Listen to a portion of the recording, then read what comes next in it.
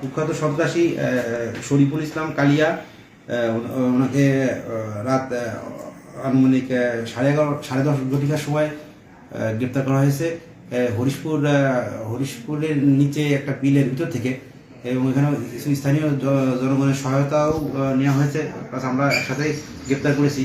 আচ্ছা, সে কুখ্যাত সন্ত্রাসী তাকে গ্রেপ্তার করছে, যে আমাদের অনেক বের পাওয়া লাগছে। আমাদের পুলিশের চৌকস একটি টিম কাজ করেছে। তো আমরা দেখতে পাচ্ছি তার নামে 4টা হত্যা মামলা সহ প্রায় 13টা মামলা সে আইজার নামে আসামি। আচ্ছা, তো আমরা এটুকুই আপাতত জানাতে। আপনারা কি 5ই আগস্টের পর থেকেই তাকে খুঁজে ফিরতেছেন? হ্যাঁ, আমরা 5ই আগস্টের পর থেকেই তাকে খুঁজছি, কিন্তু তাকে অনেকবার গ্রেপ্তারের চেষ্টাও করেছি। সে একবার, আমি নিজেও গ্রেপ্তারের চেষ্টা করাকালীন সে আমার কাছ থেকে অল্পের জন্য বেঁচে গেছে।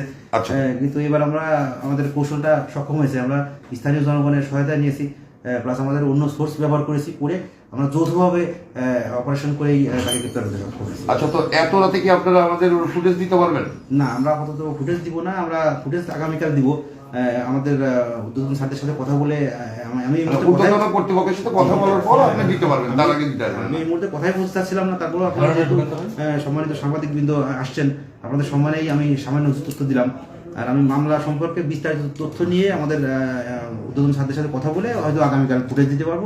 তার বিরুদ্ধে কি খালি হত্যা মামলা আছে, আর কি কি মামলা আছে? তার বিরুদ্ধে হত্যা মামলা আছে 4টা, অস্ত্র আইনি মামলা আছে, মাদক আইনি মামলা আছে, চাঁদাবাজির মামলা আছে, বিভিন্ন ধরনের মামলা আছে। হ্যাঁ, সঠিক।